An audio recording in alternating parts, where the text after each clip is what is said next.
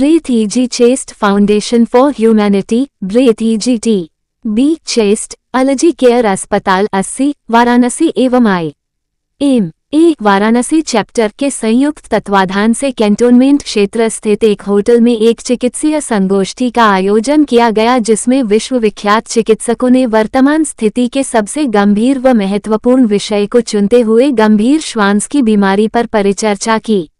इस चिकित्सकीय सम्मेलन में वाराणसी एवं पूर्वांचल के 300 चिकित्सक एवं ऑनलाइन के माध्यम से देश के 10,000 चिकित्सकों ने भाग लिया। इस चिकित्सकीय कार्यक्रम का उद्घाटन मुख्य अतिथि IMSBHU के निदेशक professor SN Sankhwar, doctor Sandeep Chaudhary मुख्य चिकित्सा अधिकारी वाराणसी, डॉक्टर राजेंद्र प्रसाद प्रोफेसर व विभागाध्यक्ष एरा मेडिकल कॉलेज फोर्टिस अस्पताल में श्वसन चिकित्सा के प्रमुख doctor Prashant N Chhajed, Max super speciality hospital Nai Delhi के पल्मोनोलॉजी डिप्ट के निदेशक एवं प्रमुख doctor Vivek Naungia, Lilavati hospital and research Mumbai के चेस्ट मेडिसिन विभाग के head doctor Prahlad Prabhudesai, metro group of hospitals Nai Delhi के निदेशक doctor Deepak Talwar, breath easy hospital Varanasi के वरिष्ठ pulmonologist doctor S K Pathak, CMRI Kolkata के वरिष्ठ पल्मोनोलॉजिस्ट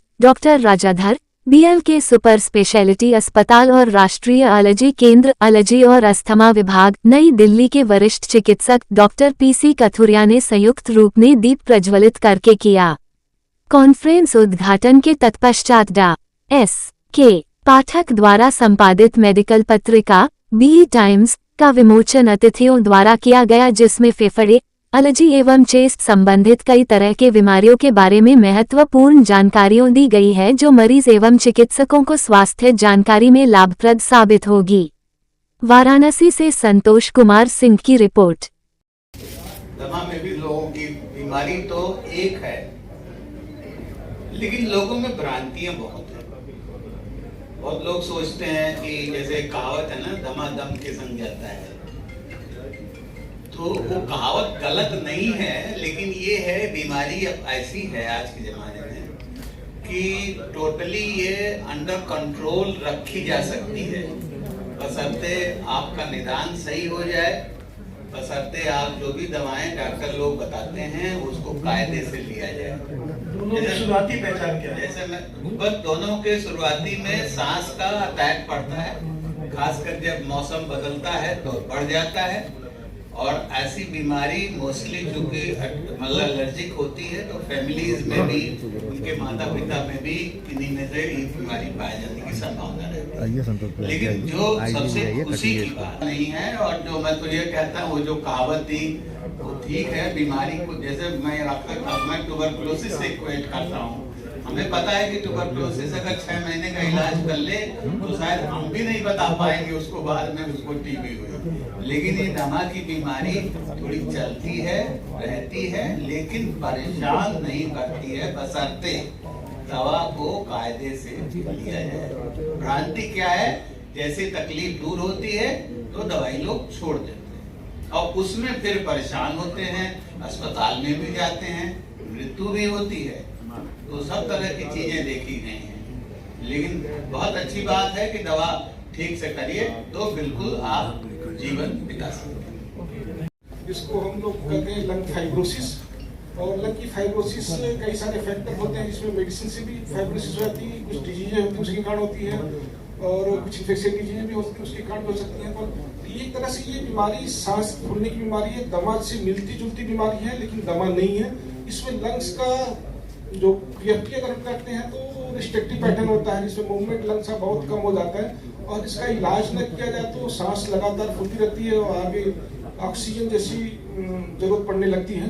तो ILD की बीमारी के लिए जो डायग्नोसिस बनानी होती है, स्पेशली हम लोग लंग फंक्शन टेस्ट से और एक HRCT थोरेक्स से ये सबसे एक बेसिक डायग्नोसिस बना देते हैं। कभी कभी जरूरत पड़ती है तो हम लोग ब्रोंकोस्कोपी करते हैं, कई सारे और टेक्निक है जिसके द्वारा पता कर सकते हैं कि ILD बीमारी या लंग फाइब्रोसिस क्या स्थिति है और कैसे हम पहचाने। इसकी मेडिसिन एक्चुअली एक तरह से इसको लंग्स का गठिया भी बोला जाता है, आर्थराइटिस भी बोला जाता है, और कई सारी ऐसी डिजीज होती हैं उसके कारण ये प्रॉब्लम लंग्स में सबमिट भी हो जाती है। तो इस बीमारी का पता करना बहुत ही मुश्किल होता है, खासकर जनरल प्रैक्टिशनर के लिए। लेकिन हमारे जो एक्सपर्ट है चेस्ट स्पेशलिस्ट, वो थोड़ा जल्दी पता कर लेते हैं अपेक्षा की general practice. Study complete 24 and to say that how grateful to word of the renowned faculties present today. Our two faculties are missing, Dr. Rajadas and Dr. Deepak Kamal, but our special faculties present here, our chief guest, Dr. S.N. Sankhwar, sir, please come on, guys. Please. Sir, Dr. Sandeep Chaudhary, sir, Karya. Dr. Vivek Nagia, sir, please. है कि जो pollution बढ़ रहा है पूरे वातावरण में, उस पोल्यूशन से श्वास रोग बढ़ता है, उससे आदमी अवेयर तो हो रहा है, लेकिन कैसे बचे वो?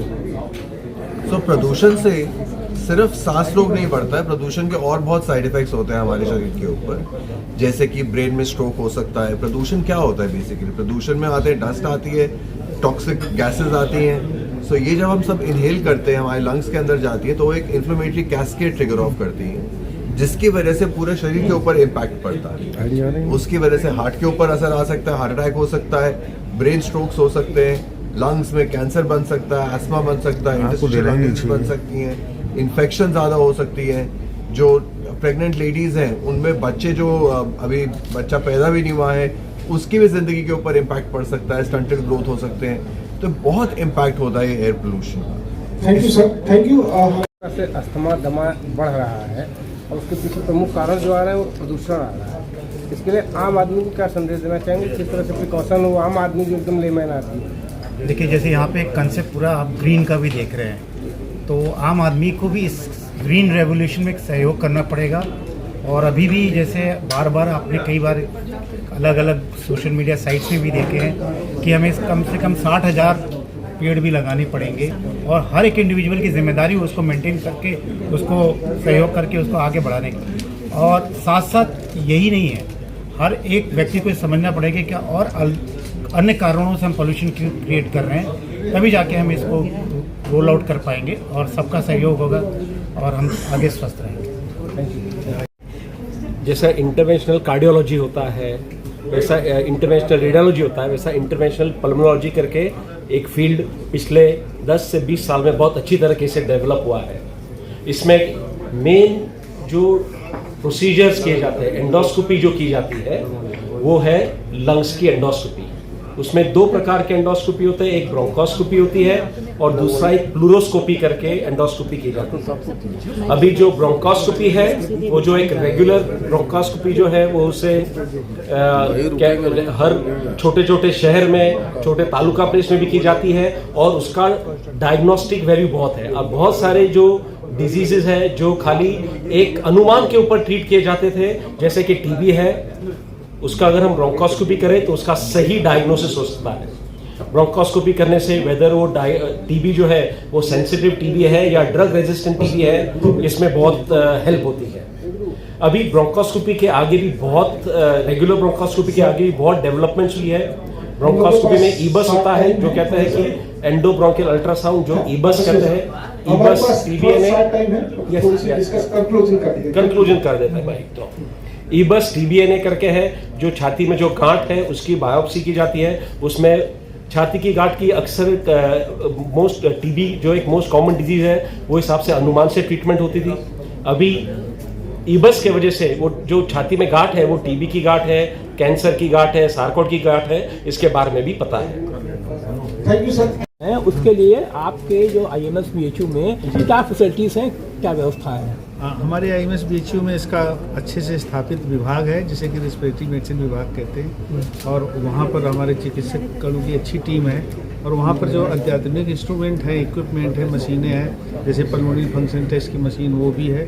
साथ में जो एक्सरे विभाग है, जिसे रेडियोलॉजी विभाग कहते हैं, वहाँ पर CT scan, MRI, x ray chest वगैरह है। तो जितनी भी अत्याधुनिक चीज़ें होती हैं सब कुछ अवेलेबल है हमारे IMS में, उसका लाभ उठाया जा सकता है। अच्छा, आम बीमारी जो है लोगों के लिए खराटे की, तो इस तरह की बीमारी का शिकार व्यक्ति आपके BHU में जाता है, तो उससे क्या व्यवस्था है इलाज की? हाँ, उसकी व्यवस्था है। वहाँ पर स्लीप अपनिया लैब उन्होंने बना रखी है, जिसमें कि एक दिन के लिए मरीज को भर्ती करके उसके जो निर्धारित टेस्ट होते हैं वो करते हैं, और इसके बाद में क्या किया जाता है वो अब जैसा अभी सर सर ने भी बताया, फिर उचित उपचार किया जाता है। कैसे उसका उपचार हो उसके बारे में पूरी व्यवस्था है वहाँ पर।